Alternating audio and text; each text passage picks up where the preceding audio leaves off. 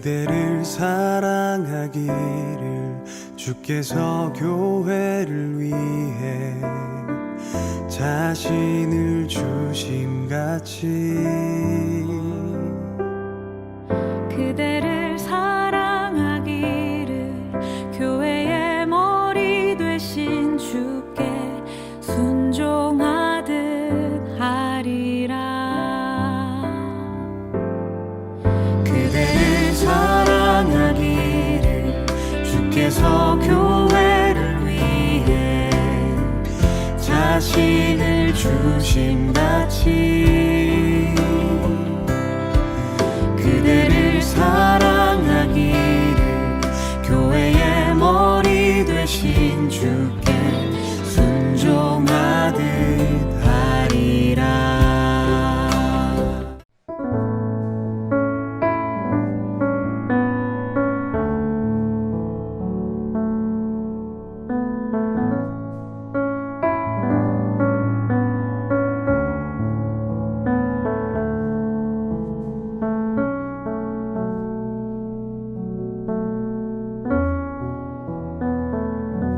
예수께서 그곳에 이르사 쳐다보시고 이르시되 삭개오야 속히 내려오라 내가 오늘 내 집에 유하여야 하겠다 하시니 급히 내려와 즐거워하며 영접하거늘 무사람이 보고 수군거려 이르되 저가 죄인이 집에 유하러 들어갔도다 하더라.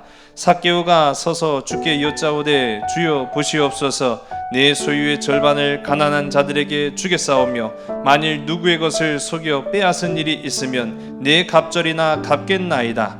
예수께서 이르시되 오늘 구원이 이 집에 이르렀으니 이 사람도 아브라함의 자손이미로다. 인자가 온 것은 잃어버린 자를 찾아 구원하려 함이니라. 아멘. 사랑받지 못하면 괴물이 된다. 그림 보면은 도깨비 한 마리가 아주 그냥 뻘건 얼굴을 이렇게 하고 있는데 사랑받지 못하면 정말 괴물이 됩니다. 예, 뭐 달리 얼굴이 저렇게 도깨비처럼 되는 게 아니라 그의 삶이 그의 모습이 괴물과 같이 된다라는 것을 우리가 보게 되는데 여러분 뭐 사극 많이 보셔서 아시겠지만은 조선이라는 나라가 이제 고려에서 조선으로 우리나라가 이제 역사가 넘어갔잖아요. 자, 이 조선이라는 나라를 개국한 그 초대 임금 왕 누굽니까? 태조 이성계. 그렇죠. 맞습니다. 자, 이 조선이라는 나라를 개국한 태조 이성계. 자, 잘생겼어요? 네. 좀 눈, 코, 입이 좀 몰린 것 같기도 하고. 자, 태조 이성계. 자, 이 분이 어려서 사실 어머니를 잃습니다. 어머니를 잃고 우리가 이제 잘 아는 레파토리죠. 어머니를 잃으면 꼭 누가 오죠? 너무나도 잘 아시니까 새어머니를 맞아들여요. 근데 이 새어머니가 하필이면 이 이성계의 새어머니가 그 집 노비였어요. 자, 그러니까 좀 관계가 미묘하죠. 전에는 하대하던 노비였으니까 하대하던 사람이 어느 날 갑자기 내 윗사람이 된 거예요.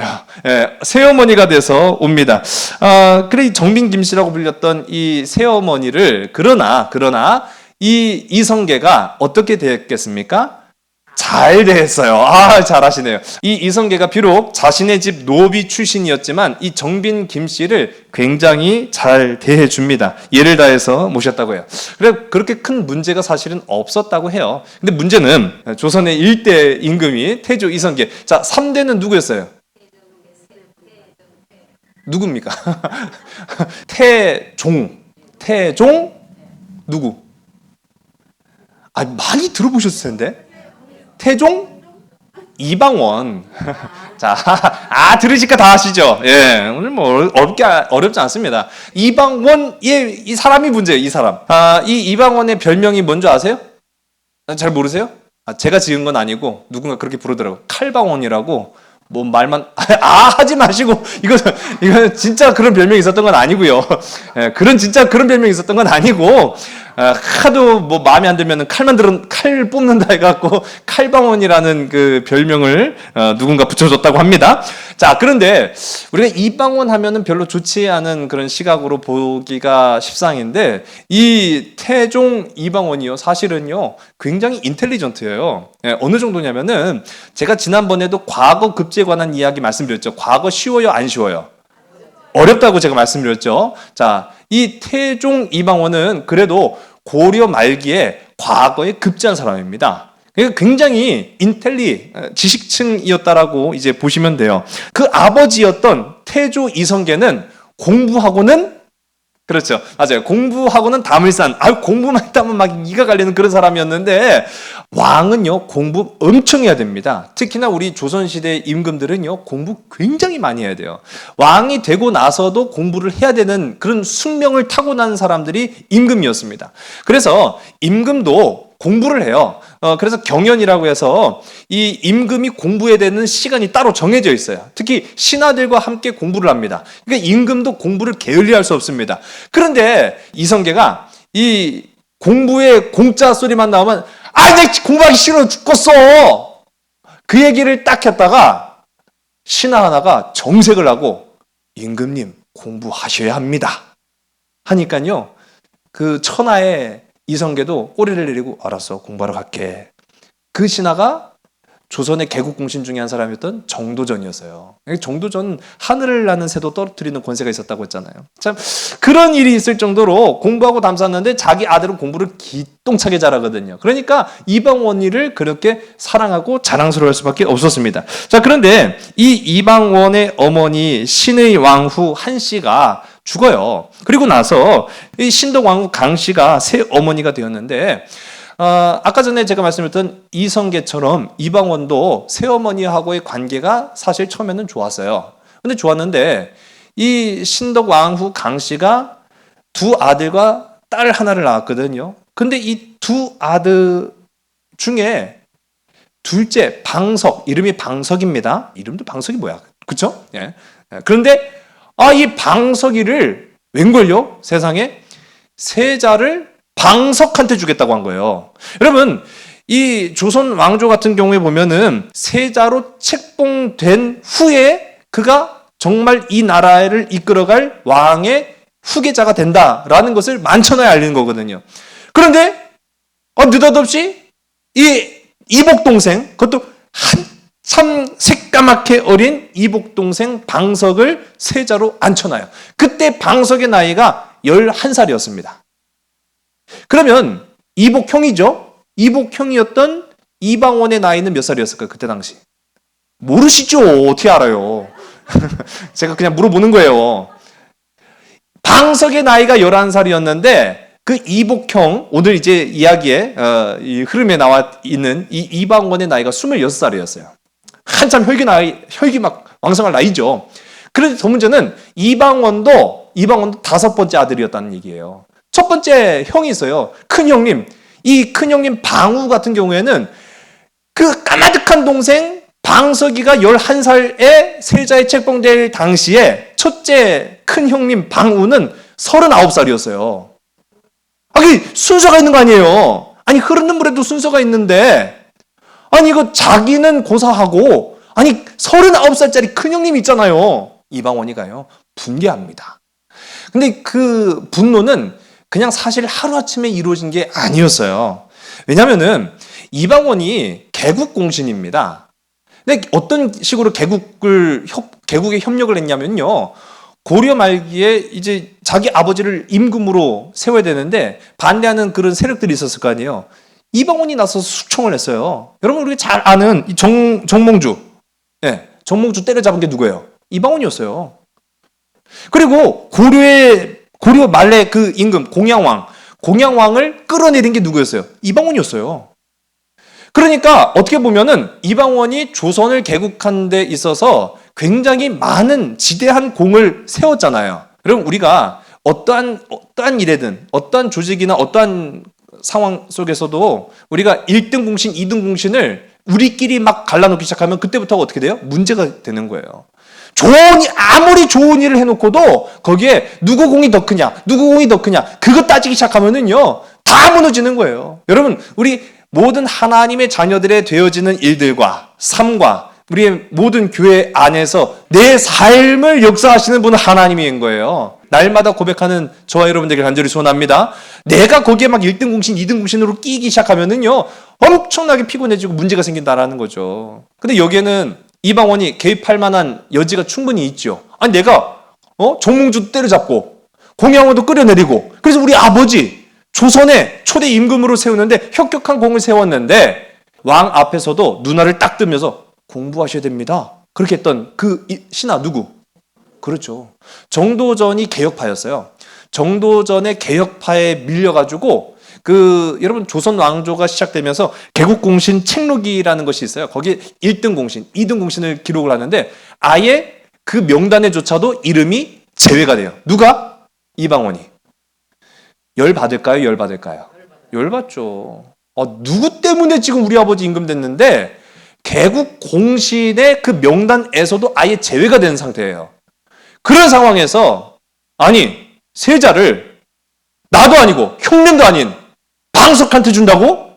야씨, 이 말이 됩니까? 그래서 일어난 게 왕자의 난이었죠. 그래갖고 결국은 이방원이 왕한 거예요. 여러분, 이방원이요 그때부터 칼방원이 된 거예요. 한마디로 말하면 이 자신의 아내였던 원경왕후와 사이가 굉장히 좋았습니다.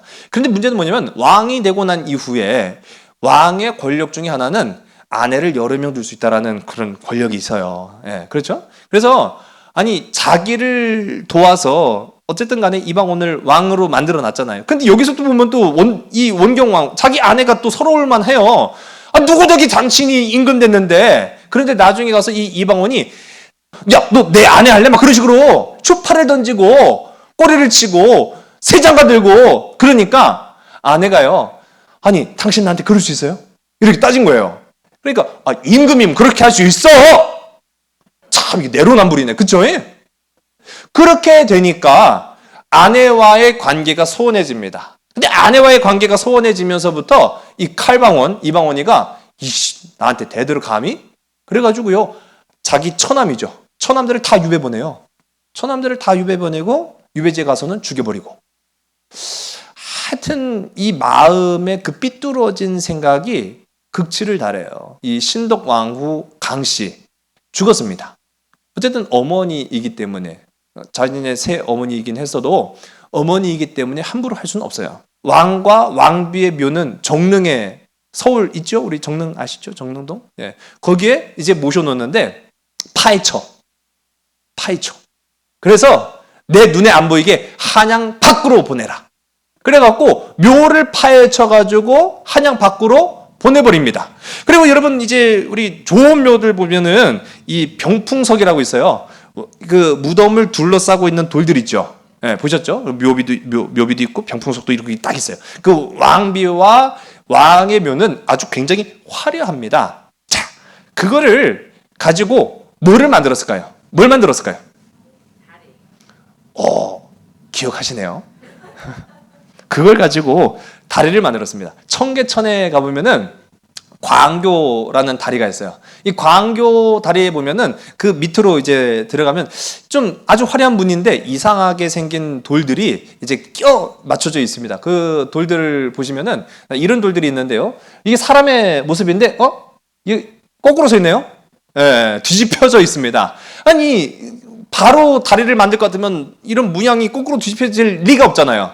자, 이게 신덕왕후 강씨의 묘에서 파헤친 그 병풍석을 가지고 다리를 만든 거예요. 그러니까 그 자신의 어머니의 다리를 밟고 지나가라고 아주 최고의 치욕을 준 거죠. 모욕을 한 겁니다. 그런 식으로 어떻게 보면은 자기 일에 자신의 안위에 걸림돌이 된다고 생각하는 어떤 것들도 어떠한 사람도 끝까지 파헤쳐서 없애버리는 어떻게 보면 잔혹함의 극치를 달렸던 조선시대의 임금이 바로 우리가 잘 아는 태종 이방원이다. 이 이방원이 아버지와 어머니의 온전한 사랑을 받았더라면 이런 사태까지 왔을까라는 그런 생각을 좀 해보게 돼요. 그게 우리나라의 역사 중에 한 부분이었습니다. 자, 오늘 이제 우리가 로마 제국이니까요. 로마 제국으로 한번 가보겠습니다. 자, 로마, 우리 지난 시간에 로마의 초대 임금이 되었던 사람이 누구였다 제가 말씀드렸죠? 이름이 좀 깁니다만은 옥시로 시작하는 그렇죠. 예, 옥타비아누스. 예, 잘 아시네요. 자, 이 옥타비아누스가 임금이 될 수 있었던 까닭은 자신의 친부는 아니었지만 자기를 그렇게 아끼고 사랑했던 카이사르라는 사람이 있었기에 가능한 거예요. 카이사르의 후광을 입어서 이 옥타비아누스가 황제가 됩니다. 자, 기원전 63년에 태어나서 기원 후 14년, 그러니까 예수님의 유년 시기까지를 살았던 임금이 바로 이 옥타비아누스라는 성경에는 아우구스투스라고 불렸던 임금이 바로 이 옥타비아누스인데, 이제 사람이 어쨌든 임금이 돼서요. 황제가 됐습니다. 수많은 정적들을 다 물리치고 이제는 드디어 마침내 자타공인 로마의 1인자가 되었어요. 근데 지난 시간 기억하실지 모르겠어요. 옥타비아누스는요, 병약하고 내성적인 성격이어서 사실 쉽게 나서지도 않고, 또 이렇게 뭐 어떻게 보면 상남자 스타일도 아니고 그냥 뒤에서 꿍한 그런 스타일이었다라고 말씀을 드렸잖아요. 근데 이제 더 이상 자기 앞에 정적이 없어요. 어떻게 될까요? 슬슬 이제 발동을 걸기 시작합니다. 자, 이 옥타비아누스가 슬슬 발동을 걸면서 어떤 일들을 했냐면은 자기를 신격화하는 거예요. 로마의 신이 되는 거죠. 대단한 겁니다. 이거는 감히 로마의 역사 가운데 이전에 있었던 공화정의 역사 가운데 상상도 할 수 없었던 일이에요. 아니, 임금이 되는 것도 꺼려했던 로마 사람들이 어떻게 임금도 아닌 로마의 한 사람이 신이 될 수 있어요. 그런데 그걸 지금 옥타비아누스는 자기가 되려고 하는 거예요. 한 가지 사건이 있어서요. 어떤 사건이었냐면은 로마는 군대로 떠받치고 있는 그런 형태로 발전했다 말씀드렸죠. 그러니까 군대가 굉장히 인정받고 또 대접받고 존경받는 그런 곳이 바로 로마였습니다. 근데 이 로마 군대 안에서도 로마 군을 상징하는 상징물이 하나 있어요. 그게 뭘까요? 바로 군기입니다. 군기. 자, 뭐 우리가 십자가 군기 앞장세우고 뭐 그렇게 하잖아요. 예, 그런 것처럼 로마 군대도 항상 그 앞에는 군기, 로마를 상징하는 군기가 착착착착 나갑니다. 군기가 상징하는 의미가 굉장히 중요해요. 그런데 기원전 55년경에 이 로마가 제국을 건설하기 위해서 수없이 많은 정복 전쟁들을 해 나아갑니다. 수없이 많은 정복 전쟁들을 해 나아가는 끝에 아주 강적을 만나요. 파르티아라는 강적을 만났는데 이 파르티아가 요즘 한참 시끄럽게 떠들고 있는 그 중심에 있는 나라 어디죠? 그렇죠. 아프가니스탄. 자, 아프가니스탄이 있는 그 위치가 바로 파르티아라는 나라인데 이 파르티아라는 나라에 로마 군대가 진격을 했어요. 문제는 뭐냐면 이 파르티아 나라 자체가 지형이 굉장히 까다로워요. 까까지르트한 절벽과 산맥으로 이루어져 있는데 그만 이 로마 군대가 고립이 돼버립니다. 그냥 산맥 가운데 고립돼서 거기에서 파르티아 군대 공격을 받아가지고 로마 군대가 완전히 괴멸당해요. 이 괴멸당한 후에 무엇을 뺏겼겠습니까? 군기를 빼앗겼어요. 군기 빼앗기면 또 만들면 되지 뭐. 아니에요. 이건 굉장히 상징적인 물건이기 때문에 없어졌다고 다시 만들 수 있는 그런 물건이 아닙니다. 이것 때문에 다른 거는 다 괜찮은데 로마 군대가 체면을 구긴 거예요. 군기를 빼앗기다니 세상에. 군대가 진 거는 이해가 해도 군기를 빼앗긴 건 용서할 수가 없어. 근데 이 시기에 로마를 누가 접수합니까? 옥타비아누스가 접수했어요. 이 문제를 해결해야 돼요. 이거 문제를 어떻게 해결하지? 그렇게 고민하다가 기원전 19년, 36년이 지난 후에요. 군기를 빼앗기고 36년이 지난 이후에 옥타비아누스가 이 파르티아로부터 군기를 되찾아옵니다. 대단하죠? 어떻게 되찾았을까요? 싸워서? 제가 지난 시간에 말씀드린 옥타비아누스는 싸움에는 젬병이었어요. 군대를 지휘하는 데 있어서도 탁월한 능력이 없었습니다. 그냥 싸워서 빼앗아 온 게 아니었어요. 외교적인 능력을 발휘를 합니다. 외교적 협상을 통해서 이 파르티아에게 빼앗겼던 로마 군기를 되찾아와요. 그런데 이거를 이 옥타비아누스가 기가 막히게 활용합니다. 자, 로마 시민들은 군기가 왔어요. 군기 빼앗겼던 군기가 36년 만에 되찾아왔어요. 그것만 알지 어떤 과정으로 되찾아왔는지는 알아요, 몰라요? 알 방법이 없죠. 이거를 옥타비아누스가 기가 막히게 뻥튀기를 해버린 거예요. 야, 내가 파르티아 왕을 굴복시켜서 파르티아 왕이 내게 무릎을 꿇며 로마의 군기를 갖다 바쳤어. 그러니까 로마 시민들이요 환호를 지르는 거예요. 와, 진짜 우리 옥타비아누스는 정말로 로마의 수호자며 로마를 대표하는 사람이다. 이렇게 된 거예요. 로마의 신이 된 거예요. 로마의 신. 그래갖고 여러분 지금 이 보시면은 옥타비아누스의 동상입니다. 이 동상을 보면은 옥타비아누스의 갑옷이 있어요. 잘 보이시는 않겠지만 여기에 보면 두 사람이 새겨져 있어요. 동상에. 파르티아의 왕이 로마의 군기를 옥타비아누스한테 갖다 바치는 형상을 자신의 갑옷에 새겨 넣은 거예요. 예. 그 정도로 그 치적이 로마인들한테는 상당히 충격적인 사건이었어요. 36년 만에 빼앗겼던 그 로마의 군기, 로마를 상징하는 그 힘의 상징인 군기를 되찾아온 옥타비아누스, 얼마나 대단한가. 그러면서 옥타비아누스가 자신을 슬슬 본격적으로 신격화하기 위한 과정을 거치는데 신전을 만들어요. 사실 로마에는 공인된 신이라든지 종교가 사실 없습니다. 만신을 섬겼어요. 많은 다양한 신들을 섬겼어요. 그런데 그때부터 많은 로마인들에게 황제를 섬기도록 하는 거예요. 로마 자체가 종교가 되고 그 핵심에 선 인물이 바로 옥타비아누스가 됩니다. 어마어마한 신전을 짓고 그 중앙에 세워진 동상은 누구였을까요? 그렇죠.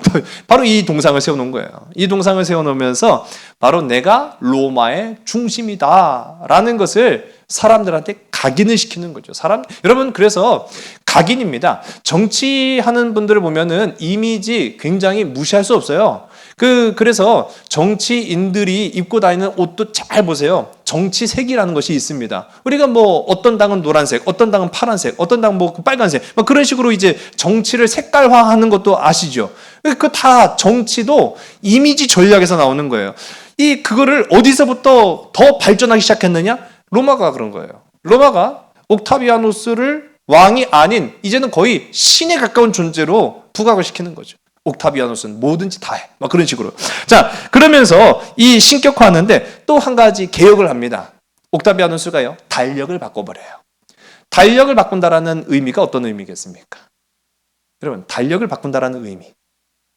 여러분, 우리가 지금은 양력을 사용하죠. 옛날에는 뭘 사용했어요? 그렇죠. 음력을 사용했단 말이에요.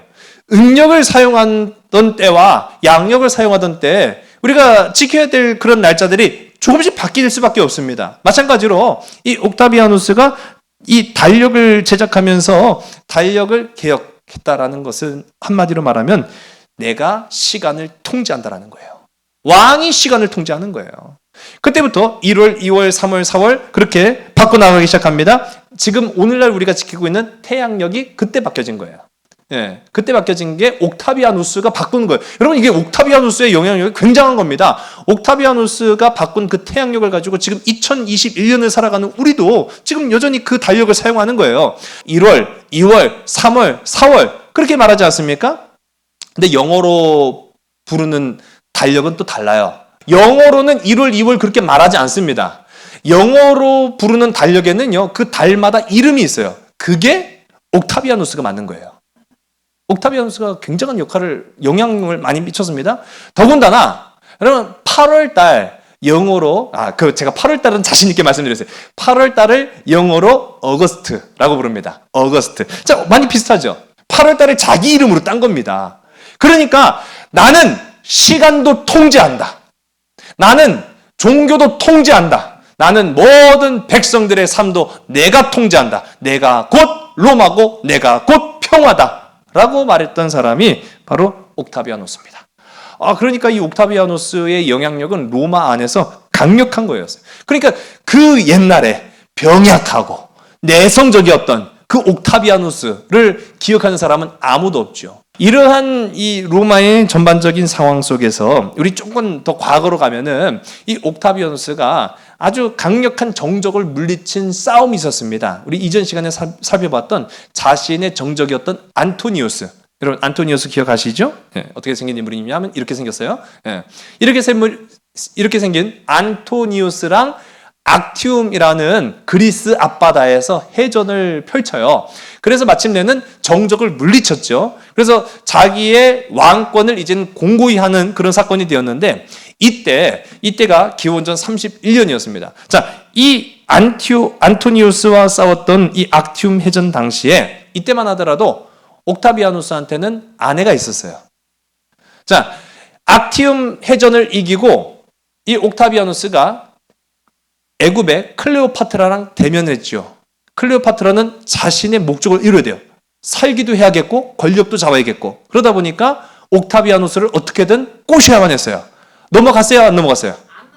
어머나. 왜 그랬을까?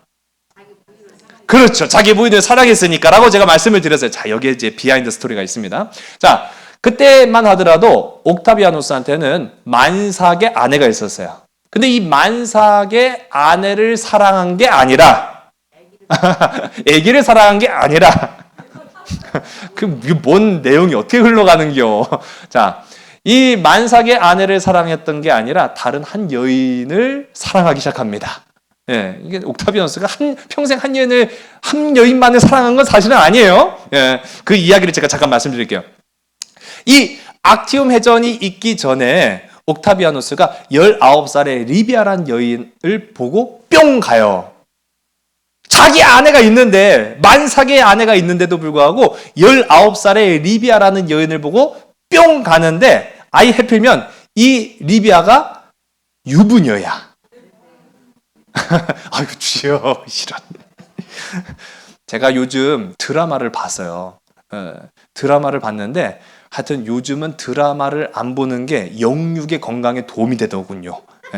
드라마의 내용이 제가 이전에 생각했던 내용하고 너무 달라가지고 제가 드라마를 안 보지 하도 많이 돼가지고 요즘 드라마는 다 저러나 하는 그런 생각이 드니까 TV를 안 보는 게 차라리 영육에 도움이 되겠다 그런 생각이 들었는데 어쨌든 간에 그보다 더 막장이었습니다. 자, 유부녀를 사랑합니다. 이 옥타비아누스가 유부녀한테 뿅 가요. 근데 이 유부녀가 그냥 유부녀일 뿐만 아니라 그때 당시만 하더라도 3살짜리 아들이 있었어요.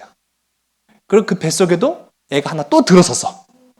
그런 유부녀를 사랑했는데 그게 문제가 아니에요. 그 리비아의 남편이 옥타비아누스의 정적이었던 안토니우스 측근이었어요. 그러니까 적의 아내를 사랑한 거죠. 적의 아내를 사랑한 이 옥타비아누스, 그러니 클레오파트라가 눈에 들어올 리가 만무합니다.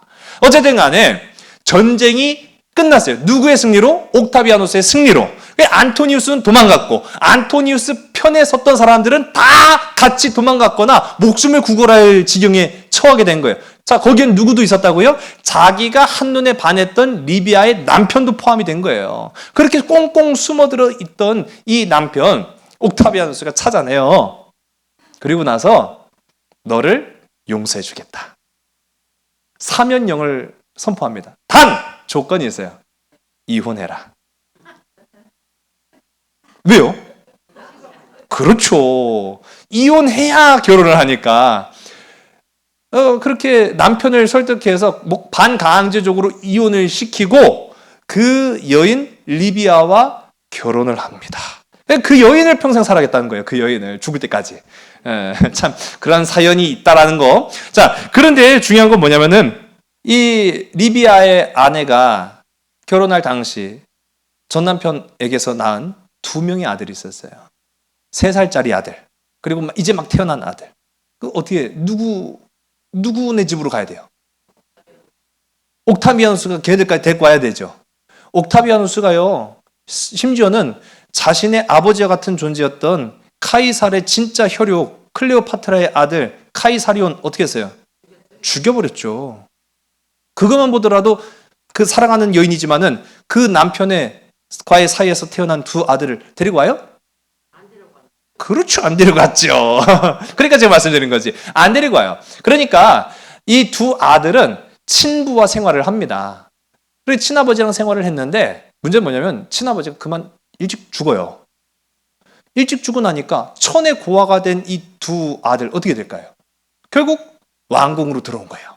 그때부터 왕궁 생활을 시작합니다. 그 첫째 아들이 바로 티베리우스. 누가복음 3장 1절에 나오는 그 디베료 황제가 바로 티베리우스. 이 옥타비아누스의 정적의 아들이 바로 이제 성경에 나오는 바로 그 인물이 되었다라는 거죠. 그렇게 티베리우스가 잘생겼죠? 네, 아주 미소년이에요. 근데 이 디베료가 어찌어찌해서 왕궁으로 들어가서 생활은 했지만 행복했어요? 안 행복했어요? 안 행복했어요. 네, 맞아요. 행복하지 않았어요. 행복할 수가 없었습니다. 왜? 옥타비아누스는 그렇게 자기를 사랑하지 않았으니까요. 어쨌든 간에 옥타비아누스는 굉장히 혈연에 치중을 합니다. 그러니까 자기 피여야만 했어요. 끝까지 자기 피에 집착을 해요. 그렇게 해서 내 피를 이은 자만이 왕으로 세울 것이다 라고 이렇게 생각을 했는데, 문제는 세상 일이 자기 뜻대로 됩니까 안 됩니까? 자기 뜻대로. 어떻게 그렇게 잘하세요? 세상 일이 자기 뜻대로 안 돼요.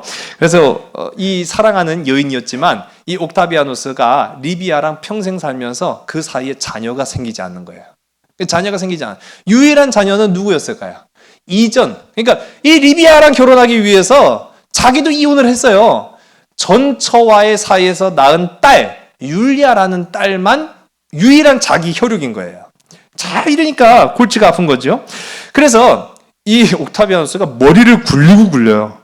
어떻게 머리를 굴리고 굴리냐면은 어떻게 하면 좋을까? 내 피를 이어야 되는데 안 그러면은 지금 누가 왕 되게 생겼어요?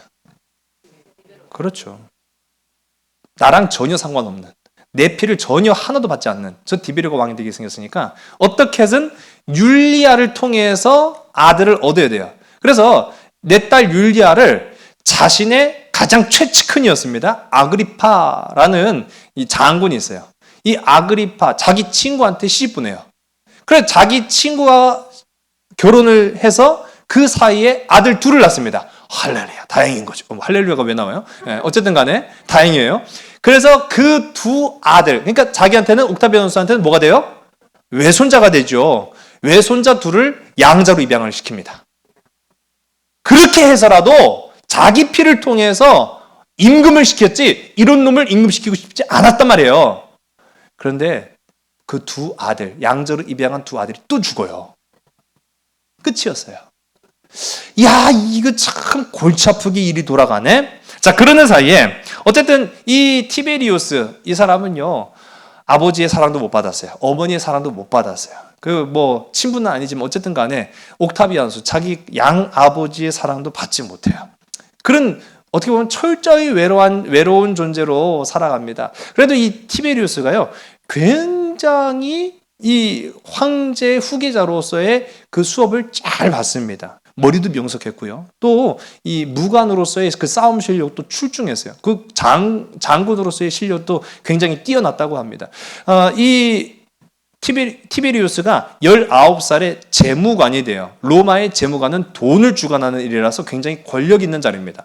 재무관의 역할도 감당하고 또 갈리아 지방으로 가서 전쟁에 임하는데 그 전쟁에서도 굉장히 많은 공적을 쌓아요. 그러니까 이 티베리우스는 상당히 나름대로 황제로서 탄탄하게 그 수업을 받고 있었던 상황이죠. 그럼에도 불구하고 이 티베리우스는 늘 외로웠어요. 늘 외로웠어요. 아까 그 말씀드렸죠. 유년 시절에 그 불우한 그 환경을 통해서 자기가 늘 고립됐다라는 생각을 갖고 있는 거예요. 버림받았다라는 생각을 갖고 있는 거예요. 그래도 유일하게 자신의 동생이 드라수스라는 동생이 있습니다. 이 자신의 동생을 굉장히 의지했는데 이 동생마저 죽어버려요. 그러니까 아버지 죽었지, 동생 죽었지. 그러니까 너무나도 외롭고 고독한 그런 삶을 살다가 다행히도 사랑하는 여인과 결혼을 합니다. 그래서 그 사랑하는 여인과의 그 결혼 생활을 통해서 행복을 누려요. 근데 이 행복도 오래 가지 못했어요. 왜 오래 가지 못했냐면은 옥타비아누스가 지금 자기 후계자가 없어요. 피를 이어받은 후계자가 없으니까 이건 이렇게도 안 되고 저렇게도 안 되고 하다 보니까 결국은 누굴 불렀을까요? 네, 티베리우스를 불러드립니다. 야, 일로 와. 그래서 티베리우스를 불러들여서 어떤 결정을 내릴까요? 잘 모르시겠죠? 이건 생각하면 안 돼요.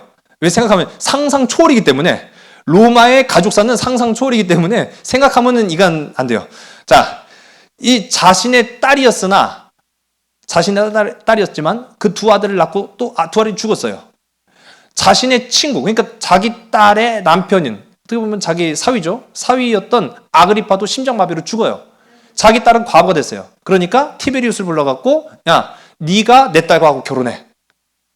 그럼 이게 지금 누구랑요? 내 딸 율리아랑 네가 결혼하라고. 그러면 조건이 필요해요. 어떻게 해야 됩니까? 친딸은 어쨌든 간에 과부기 때문에 가능합니다. 근데 뭐가 문제예요? 이 티베리우스가 아내가 있어요. 그럼 어떻게 돼요? 그렇죠. 이혼을 시켜야 돼요. 야, 너 이혼하고 내 딸이랑 결혼해. 이게 참 불행한 거예요. 예. 근데 티베리우스 입장에서는 이걸 거절할 수 있을까요? 없을까요? 그렇죠. 거절할 수 없어요. 지금 옥타비아누스의 권위가 로마에서는 신에 가까운데 옥타비아누스의 말을 어떻게 거역합니까? 그러니까 울며 겨자 먹기로 내가 후계자, 즉 황제가 되는 조건으로 티베리우스는 자신의 사랑했던 아내와 이혼을 하고 율리아랑 결혼을 해요. 근데 율리아 입장도 한번 생각해 보자고요. 율리아 행복했을까요? 자기가 원해서 결혼한 게 한 번도 없어요. 자기가 원해서 결혼한 게 아니에요. 그러니까 자기도 율리아 입장도 나는 진짜 사랑을 원해. 근데 다 정치적인 결혼만 한 거예요. 그러니까 나는 진정한 사랑을 한 번도 받아본 적이 없어. 티베리우스가 자기를 사랑할 리 만마잖아요. 그러니까 얘가 또 바람을 피워요. 이게 지금 아마 여러분들 집에서 보시는 드라마보다 더 재밌을지도 모릅니다. 자, 아니 이 율리아가 또 바람을 피우는데 그거를 우리가 이른바 두 글자로 뭐라고 부르죠? 불륜 또는 그렇죠. 간통. 간통 불륜 다 아시죠? 예. 자, 아니 불륜을 저지르는 거예요. 그런데 그게 웬걸 걸렸네. 자, 여러분 로마가 굉장히 우리가 알기로는 굉장히 이제 유흥 문화가 발달한 나라, 발달한 시대, 도시 그걸 로마라고 알고 있지만은요. 불륜에 있어서만큼은요. 그 굉장히 엄격한 잣대를 들이댑니다. 특히나 옥타비아누스한테는 최악의 스캔들이었어요. 왜냐하면 옥타비아누스가 자신의 정적이었던 안토니우스를 발목 잡은 게 바로 불륜이었거든요. 안토니우스가 클레오파트라랑 불륜을 저지르네? 이런 미친놈 로마의 적이야. 그렇게 해갖고 전쟁을 일으켰는데 이게 완전 내로남불이 돼버렸잖아요. 내가 하면 로맨스고 남이 하면 불륜이야. 그런 상황이 된 거예요. 자기 딸이 지금 불륜하다가 현장에서 적발이 된 거예요. 그러니까 아이고 뒷목 잡고 쓰러진 거예요. 뒷목 잡고 저 율리아를 유배 보내. 그래서 유일한 혈육이었던 딸 율리아가 유배를 갑니다. 어쨌든 간에 한번 후계자가 된 거를 물릴 수는 없으니까 티베리우스가 황제가 돼요. 황제가 됐는데 보세요. 황제가 되고 자신의 삶은 다 잃어버린 거예요. 사랑하는 사람 다 잃어버렸어요. 그거 황제 되면 뭐 하는데요? 내가 사랑했던 사람 다 잃어버리고 내가 행복했던 그 모든 것들을 다 잃어버렸는데 정치의 환멸을 느낍니다. 그래서 이 티베리우스도 자기 스스로를 유배 보냅니다. 로마 시내를 떠나 자기 스스로를 카프리 섬으로 유배 보냅니다. 그래서 섬으로 들어가 버렸어요. 황제가 섬으로 가버렸어요. 그럼 누가 정치를 하고 누가 로마를 다스려요? 티베리우스가 다스렸어요. 티베리우스가 다스려요. 근데 문제는 뭐냐면 티베리우스의 마음이 그때부터 꼬이기 시작한 거예요. 다 부셔버릴 거예요. 이때부터 로마의 새로운 정치 정치 바람이랄까요? 새로운 정치가 시작되는데 문서 정치라고 들어보셨어요? 이전에 같았으면은 황제가 원로원, 귀족들 또 뭐 국회의원들 대면하면서 보고를 받기도 하고 명령을 전달하기도 하고 그런 형태였는데 황제가 섬으로 들어가 버렸으니까 어떻게 해요? 문서로 보고를 하는 거예요. 그러면 황제가 거기서 답신을 보내요. 그럼 그 답신을 가지고 로마가 통치가 되는 거예요. 문서 통치가 되기 시작하는 겁니다. 이게 뭐 이상한 아주 기형적인 형태의 정치로 변질됐는데 근데 이게 상당히 놀라운 거는 이게 정치가 안 될 것 같잖아요. 근데 이 티베리우스가 굉장히 아까 전에 말씀드린 것처럼 후계자로서는 그 수업을 잘 받았기 때문에 상당히 정치를 잘했다고 합니다. 그래서 로마가 뭐 균열이 생기지 않고 잘 유지가 됐는데 문제는 뭐냐면은 어떻게 보면은 인격에 문제가 생겨버린. 그래 막 그 마음이 삐뚤어지고 상처받은 이 티베리우스가 문서 정치로 공포 정치를 하는 거예요. 다 부셔버리는 거예요. 자기 마음에 안 들면 다 없애고 다 죽여버리고. 여러분, 사람이 솔직히 말해서 두 눈을 쳐다보면서 널 죽여버릴 거야. 그게 쉬울까요? 안 쉬울까요? 미치지 않고서는 쉽지 않습니다. 그 후환이 두렵지.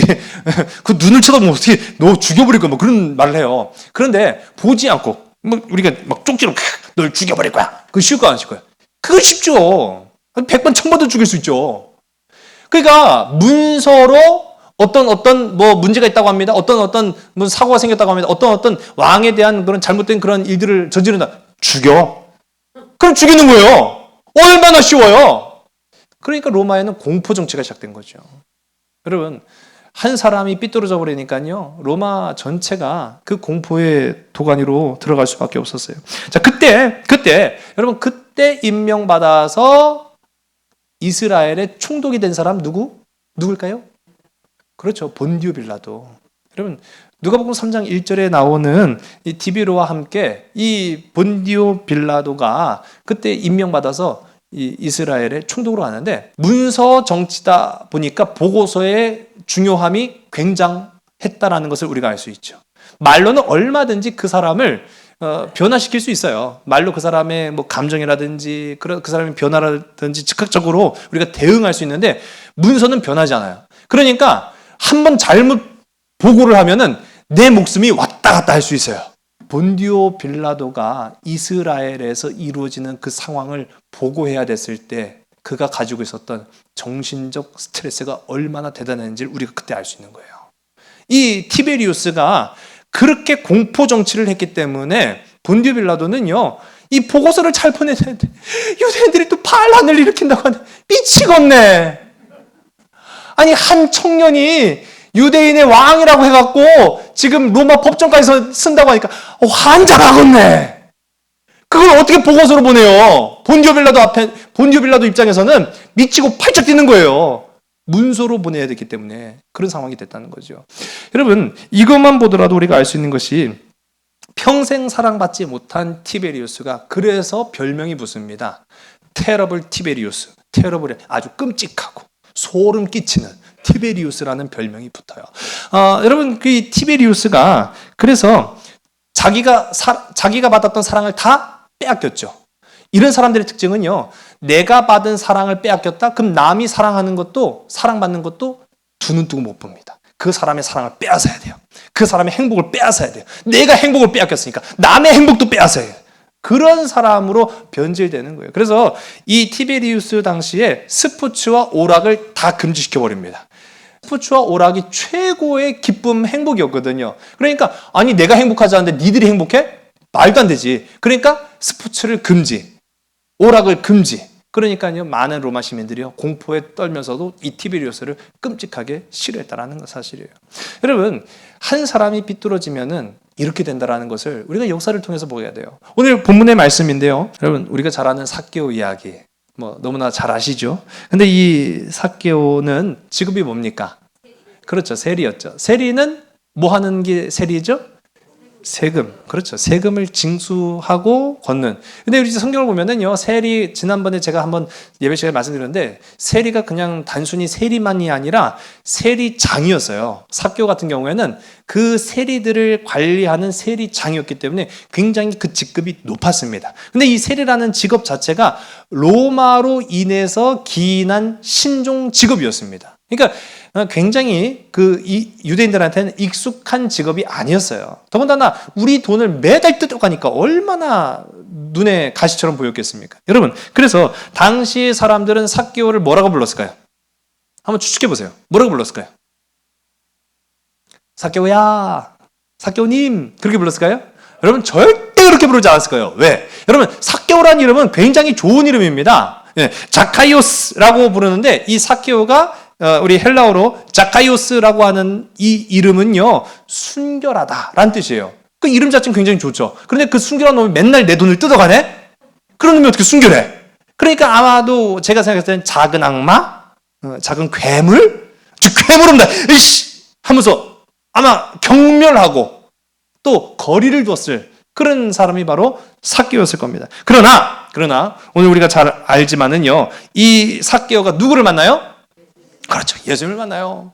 예수님을 만나서 이제 변화가 되는 그 과정을 우리가 봅니다. 그래서 예수님이 이 삭개오를 다른 사람들처럼 삭개오를 대하지 않았고, 예수님께서는 이 삭개오를 사랑받을 만한 존재로 이 삭개오를 부르시는 장면을 보게 됩니다. 여러분, 우리 한번 따라 볼까요? 사랑받지 못하면 괴물이 됩니다. 사랑받지 못하고 거부당한다고 여겨지면은요, 우리는요, 몸이 아파요. 마음도 아프고요, 심지어는 몸까지도 아파요. 그리고 사랑받지 못한 사람은요, 극도로 예민해요. 여러분, 주변을 보세요. 극도로 예민한 사람. 그냥 아무 까닭 없이 매사에 극도로 예민해서 그냥 툭 하면 그냥 막 날카로운 반응을 보이는 그런 사람들을 보면은요, 대개가 사랑받지 못한 그런 사람일 경우가 많다라는 사실을 봅니다. 여러분, 그런 사람, 사랑받지 못한 사람은요, 상상을 초월하는 그런 피해의식 속에 지옥 같은 삶을 살아갑니다. 맞지? 자기 스스로를 유배 보내서 그 섬 안에서 지냈던 티베리우스처럼 지옥이 되는 거예요. 자기의 삶이 지옥이 되는 거예요. 그 얼마나 끔찍해요. 여러분, 그런 사람이 누굽니까? 앞서 살펴봤던 이방원이 그런 사람이었어요. 티베리우스가 그런 사람이었어요. 권력을 쟁취했지만, 부와 권세를 누렸지만 그 삶 자체는 지옥이었어요. 지옥. 삭개오가 그런 사람이었어요. 그런 삶은 반대로 사랑 필요 없어, 그딴 거 필요 없어, 아니에요.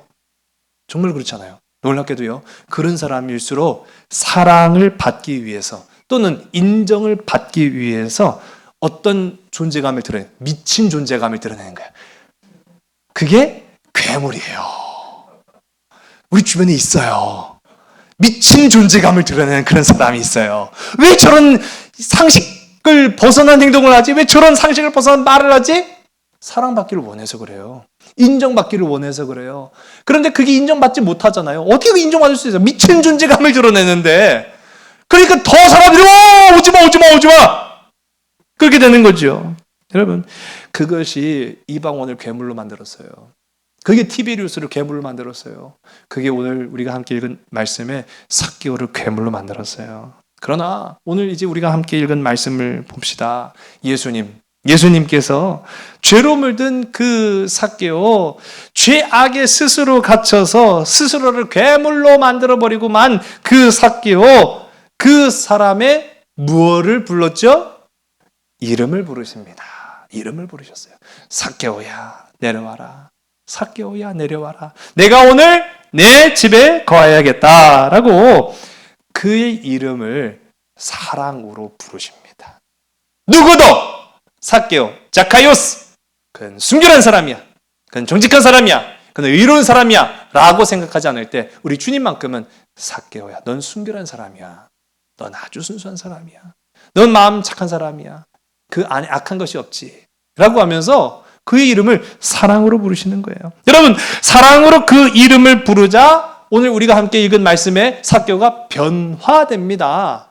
사랑으로 그 이름을 부르니까 더 이상 삭개오가 괴물이 아니라 하나님 나라의 꽃과 같은 존재가 되잖아요. 향기로운 향을, 인생의 향기를 바라는 그런 사람이 되고 말았잖아요. 오늘 이제 우리 이 말씀 삶 속에 한번 적용하는 게 굉장히 중요한 거예요. 뭐 티베리우스 몰라도 상관없어요. 이방원 몰라도 상관없어요. 아까 물어보니까 다 모르시더만. 태종 누구예요? 그러니까 막 그러시던데. 예? 이방원 몰라도 돼요. 예. 삭개오 많이 들어봤지만 정말 중요한 거는 그게 아니에요. 우리 주님이 삭개오를 사랑으로 부르셨다는 게 참 중요한 거예요.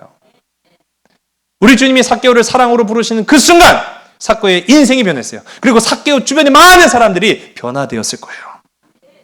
여러분, 오늘 우리가요, 이걸 굉장히 중요한 교훈으로, 말씀으로, 메시지로 받아들여야 된다는 사실이에요. 사랑받지 못하면 괴물이 되지만, 우리 한번 사랑받지 못하면 괴물이 되지만 사랑해주면 꽃이 됩니다. 여러분, 그렇게 되길 간절히 소원합니다. 이것이 그리스도인의 사명이에요. 이것이 그리스도인의 일이에요. 이것이 그리스도인의 삶이 되어야 된다는 거예요.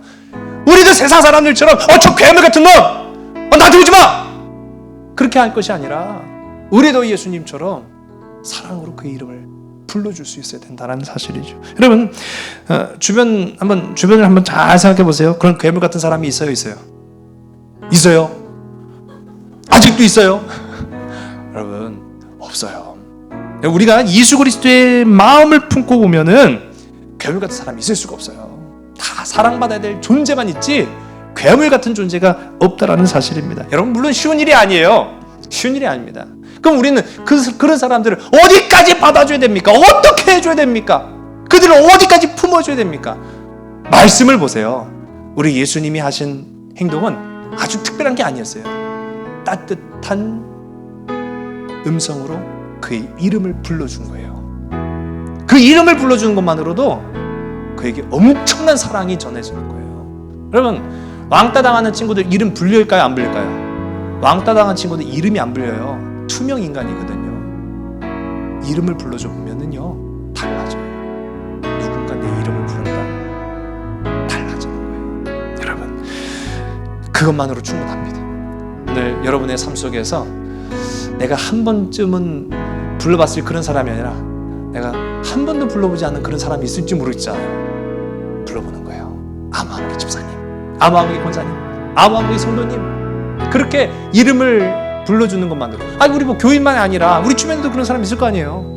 이름을 불러주는 것만으로 얼마나 우리가 놀라운 하나님의 사랑을 전할 수 있는 그런 귀한 사역이 되는지 우리 한번 저와 여러분의 삶 속에서 그렇게 살아가시는 우리 하나님의 귀하고 아름다운 자녀들이 다 되시기를 주님 간절히 소원합니다. 기도하시겠습니다.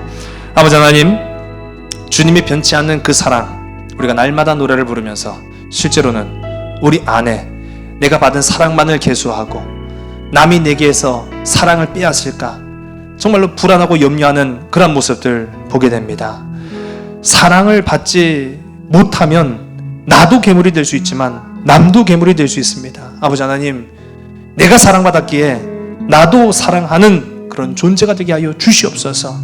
오늘 우리를 가정에 보내신 까닭도, 오늘 우리를 세상 가운데 일터로 보내신 까닭도 사랑받는 존재가 되라고 부르신 것도 사실이지만 사랑 줄 수 있는 존재로서 우리를 보내어 주셨는 줄로 믿습니다.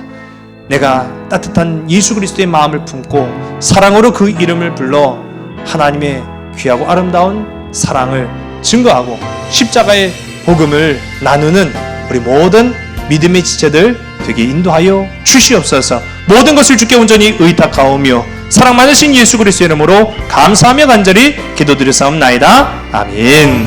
오직 사랑